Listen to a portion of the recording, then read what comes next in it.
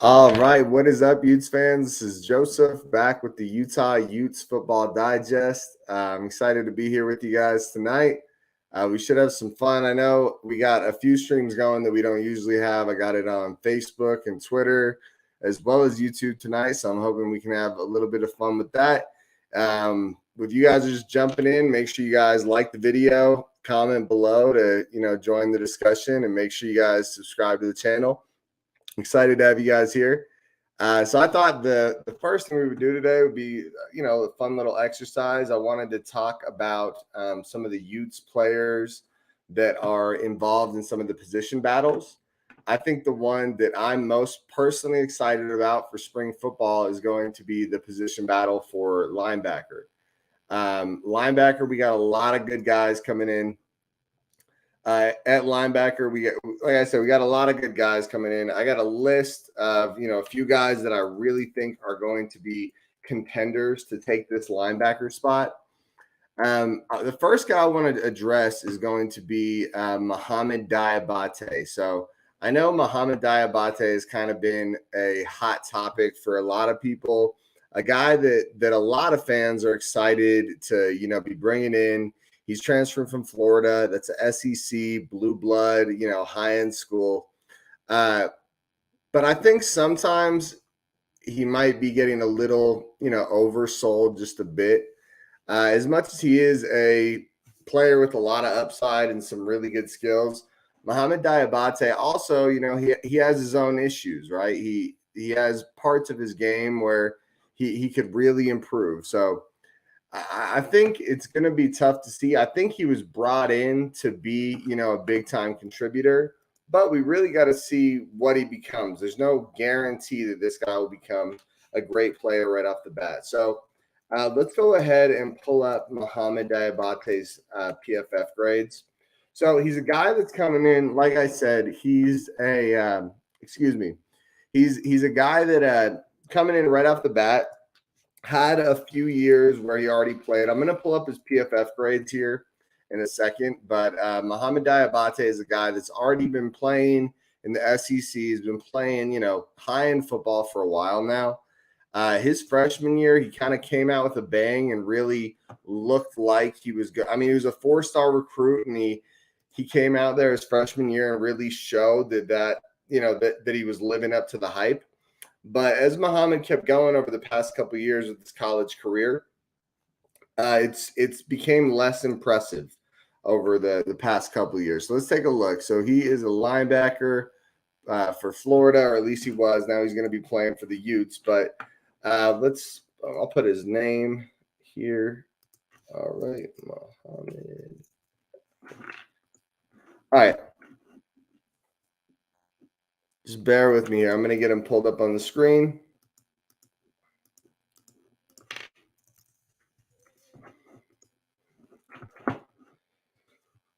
All right, here we go. And I'm going to share this on the screen now. Give me 1 second here. Well, and if you guys are just joining the chat, I know we're on some new platforms today. So make sure you guys like the video, comment, and join the chat below. And I'm excited to have you guys here. Give me 1 second here. Sorry, my son is out there. My wife's watching him. He's not by himself, but my son's out there if you hear him. All right, so with that, so let's take a look here. This is Mohammed Diabate, right? I know a lot of people are really excited about this guy. Definitely a guy that, high-end athletic ability. You take a look at his grade in 2019. It is a 68.2. But then we look at his grade in 2020, it was a 57.9. And then when you look at his grade in 2021, it was a 56.5. So obviously a guy that had some high-end ability. In 2019, a 68 grade, that's really solid, especially for a freshman. But then when you follow that up in 2020 with a 57.9, and then Mohammed Diabate followed that up in 2021 with a 56.5. Honestly, not super impressed with that. Those are not terrible grades, but they're well below average and not really where you'd want to see a starting linebacker in, Power 5 football. He'd be a guy that'd be, looking to be replaced if those are your grades. So honestly, a guy that could improve. Who knows? Maybe he just didn't mesh well with the system. What I do like about his grade, it seems like every single year, a guy that had the pass rush ability. My concern with Diabate is just going to be realistically, can he be a well-rounded linebacker that the Utes like to use in their defense? The Utes don't just use, one-trick pony in their defense. They expect you to be versatile. They expect you to be a guy that can cover, stop the run, and rush the pass a little bit. So I don't know. He's probably a little too small to be a pure edge rusher, so I doubt they'd move him there. I think Muhammad's going to get his shot, right? I think that's why he came to the Utes, and I'm guessing I don't know if there were promises made, but just in general, he must think, or the coaching staff told him that he has a decent shot at becoming the starting linebacker. You know what I want to look at next? I was going to pull up Barton, but the next guy I want to show you guys is I think it's pronounced Kareen Reed. He is a linebacker for the Utes. Brother Gabe Reed is going to be playing for us as well. We'll kind of talk about all the different guys that are going to be options.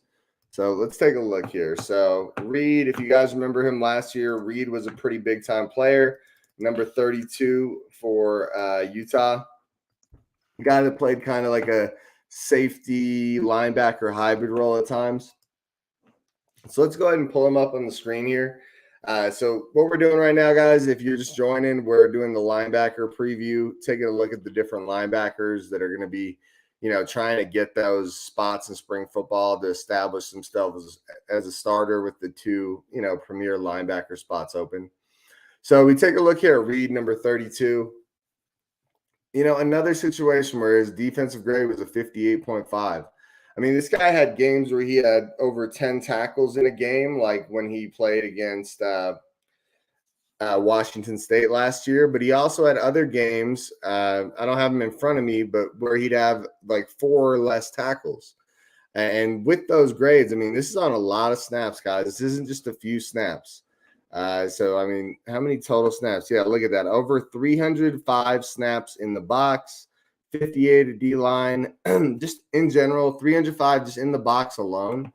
When we look at that, you really got to wonder, he wasn't as good as some of the people were making him out to be. I really hope he takes that next step, but I think a lot of people are kind of locking him in, just like set it and forget it for one of the linebacker spots, right? But I really don't see that being the case. I could really see him having to really show that he deserves a spot if he's going to take that linebacker spot. So definitely something to be considering there with Reed. And the next guy I want to take a look at is going to be Gabe Reed. So it is actually Kareen Reed's brother. Oh, actually, before we look at Gabe Reed, let's look at one more Utah linebacker. Now, this is a guy that's getting no praise. If you guys remember last year, this guy's name is Hayden Fury. A guy that really was one of the unsung heroes in the early part of last year. And he has just kind of been erased from the potential starting linebacker conversation. Now, to be fair, he only played in total about 140 snaps last year. But check this out, guys. An 83.6 coverage grade, a guy that can play in the box and play a D-line. That 83.6 coverage grade is off the charts. If you guys aren't aware of how the grading system works, that means like really, really good coverage. And like I said, the Utes like to use their linebackers as a really versatile tool that will run, stop, pass rush, and cover and go one-on-one with running backs quite a bit in coverage. And what I also like is obviously his run defense isn't that great, and he's got okay pass rush, but what you love is that none of those grades are like really low, right? None of them are extremely high, but none of them are really low either. So those are things you like to see with the linebacker. I mean, like I said, the Utes are going to be looking for someone that can kind of do it all, hit it in every facet of the game. I actually think Hayden Fury's a big time, low key guy that could sneak in there and take one of these starting linebacker jobs. I don't think he has the hype that a lot of these other guys have, but I don't always think that, hype means that you're going to be automatically the guy, right? I guess we'll see what happens, but Hayden Fury, definitely a guy to keep an eye on. A lot of people are counting him out, but Hayden Fury is one of my favorite linebackers this spring. And I could really see him if he can take that next step in his progression, get a little better at rushing the passer, get a little better at stopping the run. I mean, he was graded higher than Nephi Sewell last year. The real question is, how accurate is the grade? So his sample size was only a little under 150 snaps. So once we get more snaps for Fury, we'll kind of have a better idea of what he could possibly become. All right. Now let's take a look at another one of the transfers that we have coming in. He's from Stanford. He is number 32's older brother. So his name is Gabe Reed.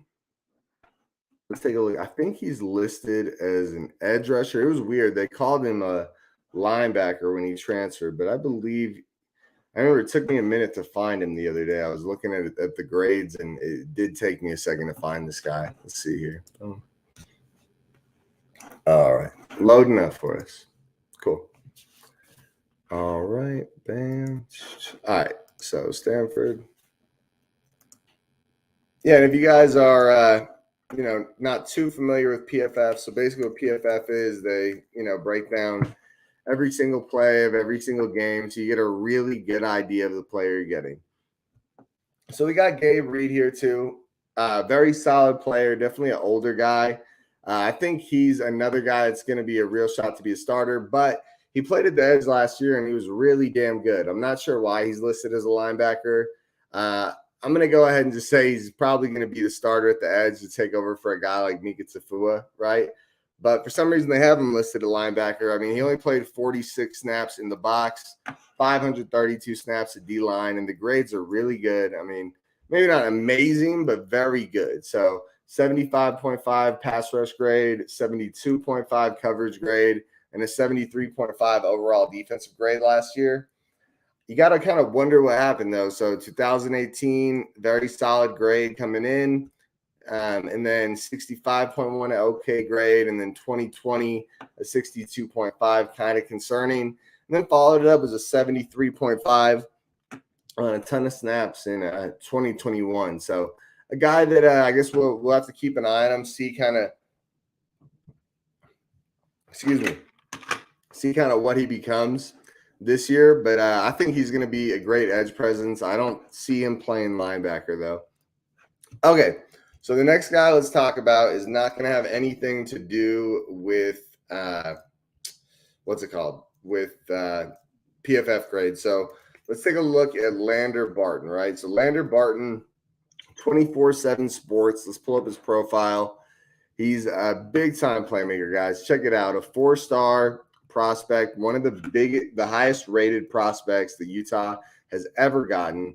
I don't think there's one Utah fan that's not hoping this guy steps up to the plate and really makes something happen. So let's take a look here. So Lander Barton, boom, check him out. 6'4", 220 pounds.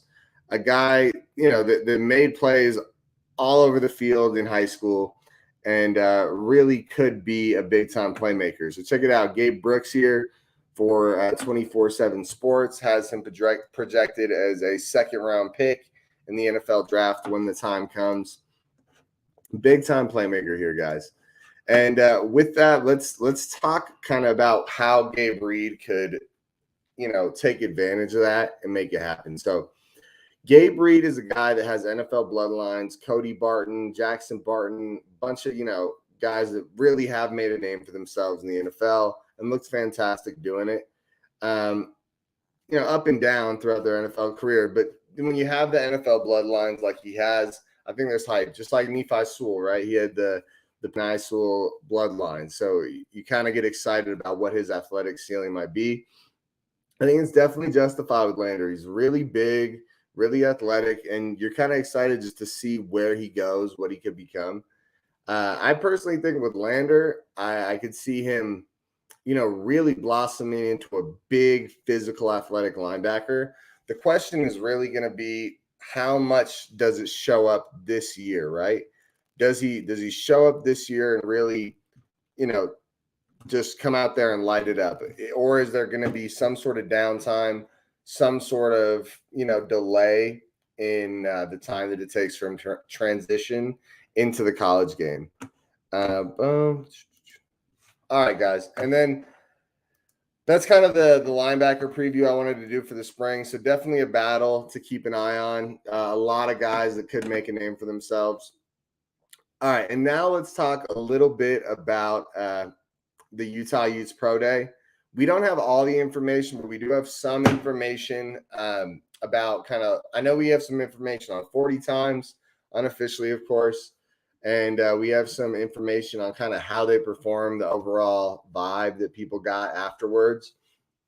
Let me go ahead and get that pulled up for us. So I'm going to be pulling up Steve Bartle's Twitter here. Excuse me. He took some pictures of him clocking the 40 times.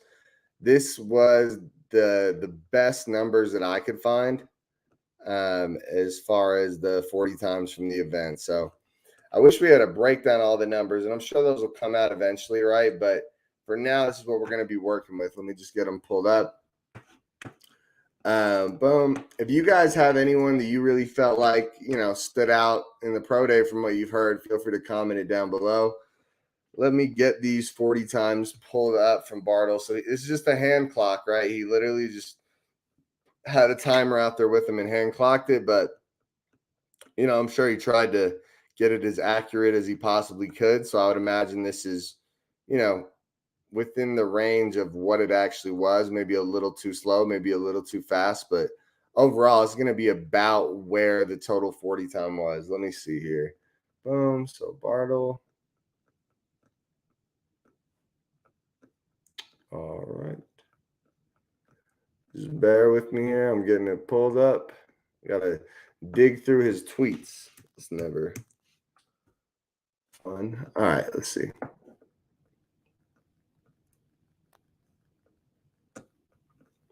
Almost there. It's coming up, guys. Give me 1 second here. Okay, cool. Okay. Let me share this. Hold on 1 second.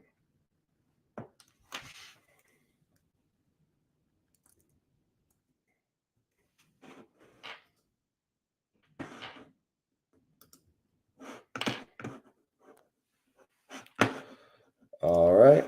Okay, let me share the screen so you guys can take a look at what I'm talking about. Okay, so this is for. All right, so these are some of the unofficial 40 times that we have, right? If you guys are on Twitter, make sure you give Steve a follow at sbartle247. Pretty cool of him to get this done so we could have an idea of, what the times were. So this is Covey. So Britton Covey, this was probably the most anticipated 40 time of the entire process at the Utah Utes Pro Day. So Covey, he clocked him at a 4.47. I'm sure you guys saw the rumors on Twitter, at least I saw them, that Covey had been clocked at a 4.43. Who knows if that's true or if that might be, a little off, but I say we take a 4.43 and we take a 4.47 and we just kind of meet it right in the middle, right? I'd say you probably feel pretty confident saying that Britton Covey probably landed right at about a 4.45 with the average hand timers, right? And if you guys remember when I did the little Utes Pro Day preview thing the other day, one thing I talked about with Covey was that I really felt like his sweet spot was 4.45. If he could hit that 4.45 spot, it would be big for him.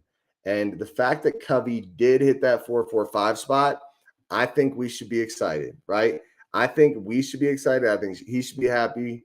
I think it's going to be awesome for him. I think the fact that he went out there and showed his speed, we still need to find out about the agility drills, but I can't imagine him doing poorly there, right? I saw him running some routes, catching some big deep balls up the sideline. But overall, probably a great showing for Covey. I really feel like after today or after, yesterday's pro day, my guess would be Covey locked in his spot for day 3. I don't think anyone's going to take Covey on day 2, or obviously there's probably no potential for Covey to be a first rounder. But day 3, I would imagine the earliest he'll go would be the 5th round. I think that's when you're going to start, just keeping an eye on some of the teams that need that type of little shifty slot receiver, that they might want to take a shot on Covey. And the fact that he's such a deadly returner is just going to be a bonus. Don't forget, guys, on an NFL roster, you only get 53 guys to suit up. So that means that everyone needs to be able to do multiple roles. And because Covey can be so good in the return game, I think he might bump up a couple of the slots that are in the same range as him because of his return ability. So definitely an awesome day for Covey. I'm going to project that he goes in the 6th round. I was talking about it with a coworker of mine today. I think I could definitely see him going in the 6th round. Obviously, if there's tons of slots on the board late in the draft, though, you got to imagine they're just going to let it slide and then, let him fall a little lower. And he could go undrafted, but I really think he's going to be, 6th round or so. So this next one is TJ Pledger. So, like I said, I don't know what everyone else's timers were. I got these from Barton. TJ Pledger, big time player for the Utes last year. Definitely a guy that a lot of people, at least me personally, I didn't think Pledger would go that high. Honestly, I was surprised that he was the one that decided to declare for the draft rather than stay instead of Tavion Thomas, because I figured Tavion Thomas was really the star of the show last year, while Pledger not so much. But Pledger had a few things really go well for him, guys. He killed it at the Senior Bowl. Like, really, he had a few big plays during the Senior Bowl and really made a nice showing. Supposedly, there were some coaches impressed with him. And then he goes out there at the pro day, right? A 4.57. Not great speed. That's probably around the time, so mid to high 4.5s. Not great speed, but decent, and he has good field speed. So that lets you know it's at least solid speed all around for TJ Pledger. I'm not going to say this hurts his draft or it helps his draft. I still have TJ Pledger exactly where I had him before, a 5th round pick. And if the team falls in love with him, maybe a 4th round pick, but I see him, slipping a little there. But still, a great showing by TJ Pledger. Good for him, and I'm glad to see that. So, all right. Mika Talef. Man, that Draft Buzz website I used to get, to get the draft profiles the other day that broke down their 40 times. They were really spot on with these 40 times. I don't know how they knew exactly what the 40 times were before the pro day, but they had Mika Talef going at a 4.74. This is a 4.75. Really similar to Pledger's number, right? Didn't hurt, didn't help. It could be better, could be worse. I take a look at Mika Talef's 40 time, and I think it's a good 40 time, especially for his size, 6'3", 250, right? But I don't know if it helps him or hurts him. I think it's just a solid number. At least he's not slow, and he can be a good pass rusher. Mika Talef is probably one of the most confusing ones for me. I guess they were interviewing him, and he talked about how he's coming back from an injury. He felt really good, felt really healthy. I really have no idea where Mika Talef is going to go. My guess would be somewhere on day 3, but I wouldn't be surprised if someone took a shot on him because the grades were that good at times during the season, right? He had times where he really shined during the season. Oh, wait. Let's see. Maybe I got to hold on. All right. Give me 1 second here to pull this up. Okay.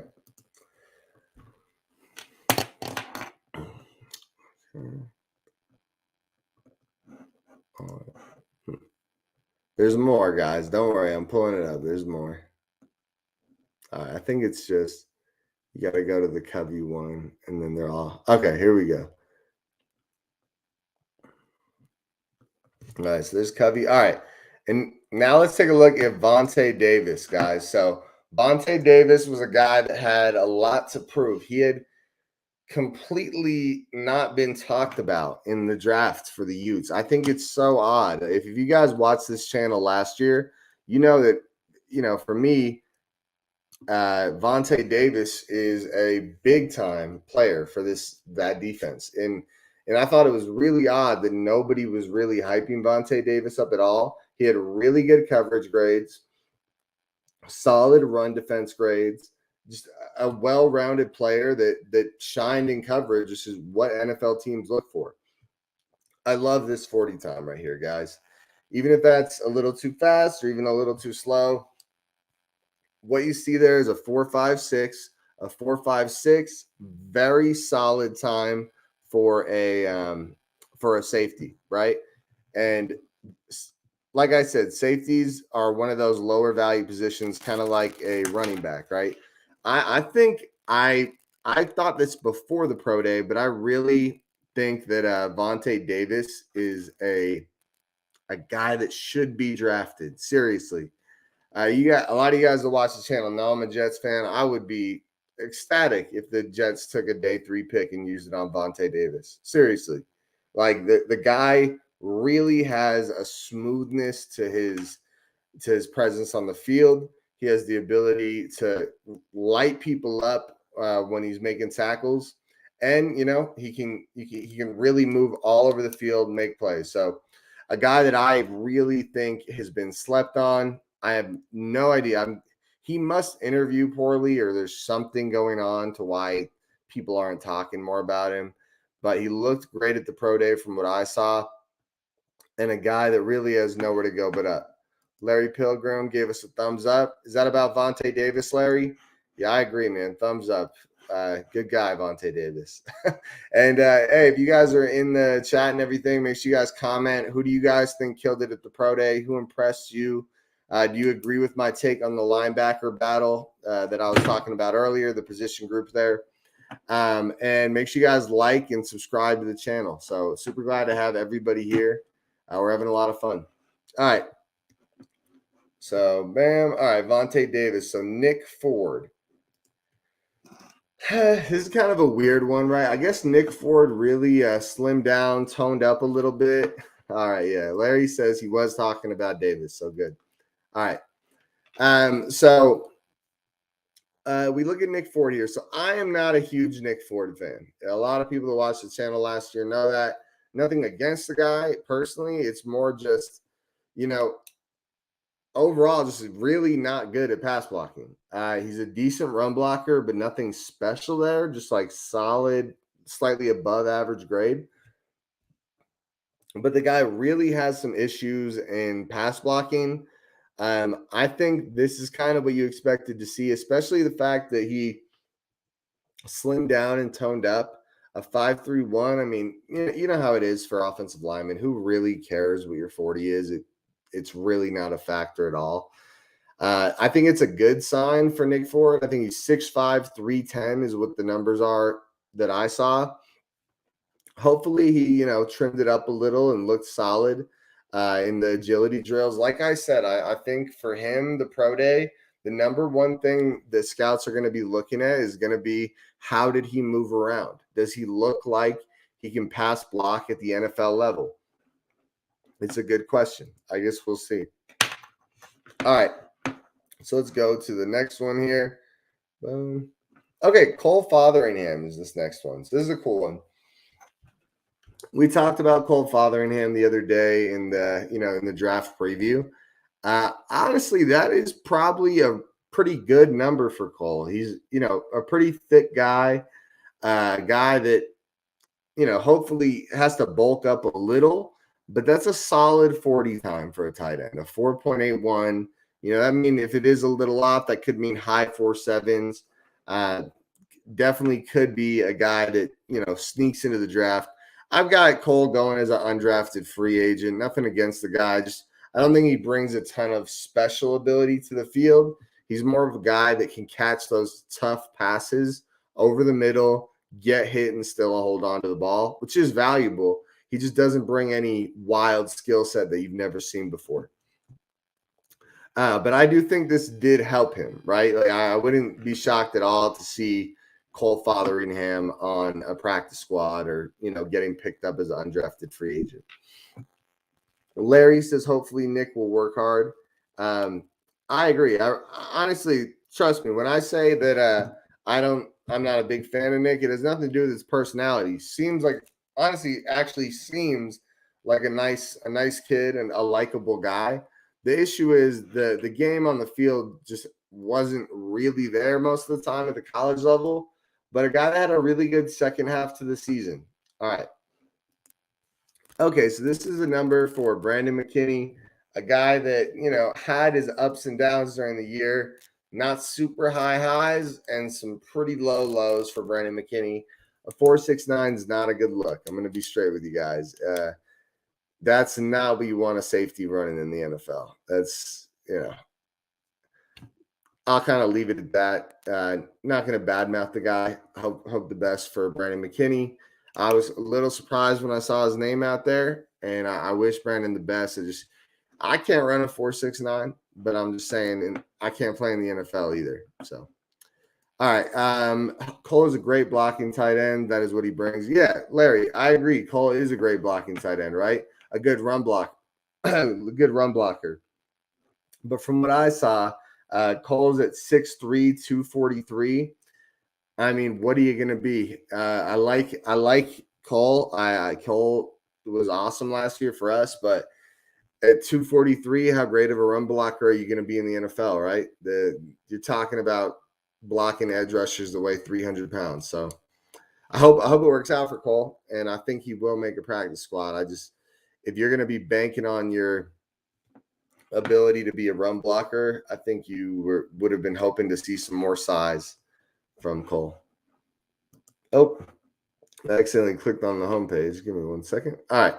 So Theo Howard, I like this number, a 4.56 for Theo Howard. Definitely a good number. Larry says, right, not having it. Yeah, as good of a run blocker as you are, you can have the best form in the world. If you're if you're not at least within a 50-pound threshold of a guy, it's going to be a rough go. And you know how it is in the NFL. We're talking about super athletes. So Theo Howard, this is a pretty solid number. So Theo Howard's a very athletic, thick, physical guy, a 4.56. I mean, personally, I haven't heard Theo's name brought up in a lot of these, conversations leading up to the draft. Hopefully, he gets a shot.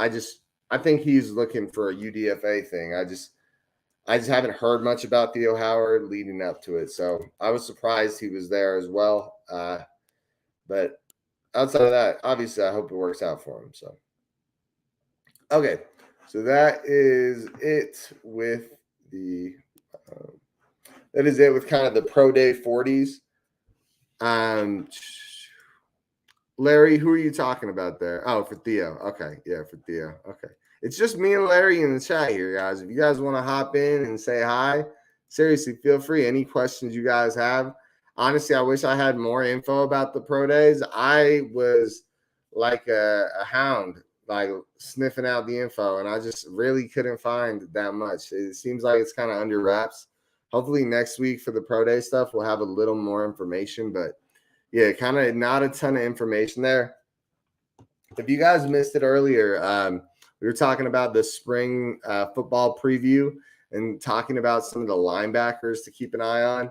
I know a lot of people are excited about Mohammed Diabate and Kareen Reed, two guys that really did not grade out well according to PFF, right? Kareen Reed was a 58, and Mohammed Diabate went from a solid, good freshman year at a 68 down to a 58.5, down to a 57.5 the last year. So a guy that really definitely is not on the upswing. I think he was brought over here expecting to be the starter and be the guy. I'm just not sure if that's going to happen. His main skill is pass rush, which is awesome. Hopefully he can transition to some sort of passing down, blitzing linebacker or edge rush type of guy. He's just not really big enough to be an edge rusher. Gabe Reed is going to be probably a fantastic edge rusher for the Utes. Really solid grade, really good pass rush grade, 75 pass rush grade. And he plays D-line most of the time for his snaps. She should be great. I'm not sure why he's listed as a linebacker, but so Kareen Reed, like I said, so a lot of people are hyped on him. A 58.5 grade last year. Just not what you want to see, guys. Like I said, the Utes really. Larry heard Calvert is good from someone I know. Hopefully that's the case. That'd be cool to see. Honestly, that linebacker room, I don't really care how it kind of turns out. Maybe it'll take 3 games into the season to really work itself out. But the more competition, the better, right? Especially like a high-end guy like a 4-star Calvert. Like the more competition we put in there, the better, and the quicker it's probably going to really work itself out. I was talking about it earlier if you guys were watching. So my guy is Hayden Fury. He, played around 150 snaps last year, so not a fantastic sample size, but a guy that if you were watching, you saw him out there on the field. A little below average run defense grade, but solid pass rush grade, a 65. And then an elite coverage grade for this guy, an 83.2 or an 83.5. You guys know how it works with Utah. They expect their linebackers to do a lot, to kind of roam the field, do a lot to help out the team. And I really think that that's a big factor, right? A guy that can cover that well. Imagine that. That means you could just leave him one-on-one with like maybe not a slot receiver, but easily like a good tight end one-on-one in coverage or a running back one-on-one in coverage, like a guy that really brings something to the table.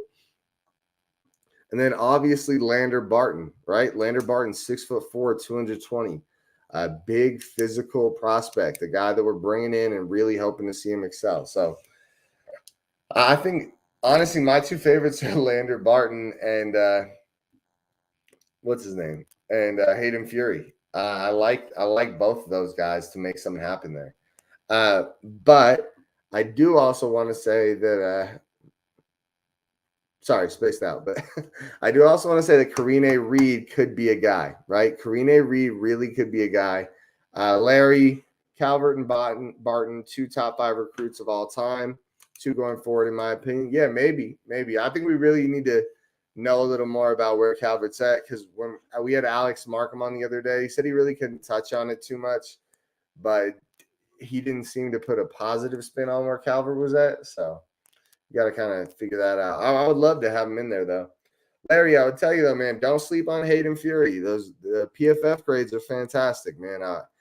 He played a lot at the beginning of last year and looked really solid. So definitely a guy that we could be sleeping on a little bit to be a contender for that job. I also think Kareen Reed, as much as the grade's not great last year, that's a freshman grade. Diabate's grades are pretty tough, and those are sophomore and junior grades. That means, he's had some seasoning. Kareen Reed, he could get up in that 65 grade range. He can be, a serviceable linebacker.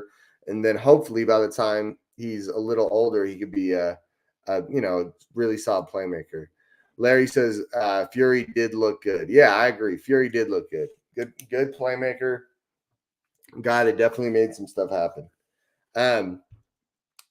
With that, though, guys, a lot to look forward to in this spring football. There's not too much information out yet, but it'll keep coming as we go. I wish we had more to look at for the Pro Day. I was really looking forward to getting these numbers. I'm shocked they're not out. I had to dig through Twitter and find hand clock times from Steve Bartle. So at least we got something, right? Hopefully those are somewhat accurate 40 times. Sounds like they are. But on that note, guys, I don't have too much else planned to talk about. So if Larry or anyone else in the chat has any questions that you guys want to toss out there, from what we've seen the past week or two, feel free, guys. I'd love to answer them for you. So I'm going to drink some water. But seriously, guys, any questions? And while I'm waiting on some questions, make sure you guys like, comment, subscribe to the channel. Happy to have you guys here, and enjoy doing these videos for you. All right, let's see.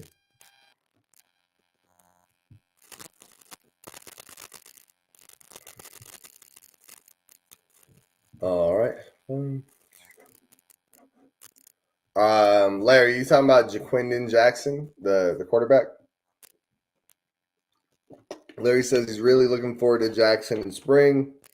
Heard he has improved. I think you're talking about Jaquindon Jackson, the backup quarterback. All right, so I'm going to assume you are. So, yeah, Jaquindon Jackson, I've heard good things too. Looks like he's been, really performing well. I saw a quote about how he says a lot of people think he can't throw because he's a good runner. Yeah, Larry says, yep, JJ, yeah, Jaquindon Jackson. A lot of people say he can't throw because he's a good runner. But that's garbage, right? That's just, ignorance. Honestly, we got to see him hit the field, right? Who knows? All right. All right. Well, Larry, it's just you and me now. So I'm going to end it out. But thanks so much, guys, those of you that watched, and have a good one. If you guys are after the video, leave some comments in the comments that are what you're looking for with the videos in the future. I always try to get you guys what you're looking for, and hopefully we're bringing you the information you want.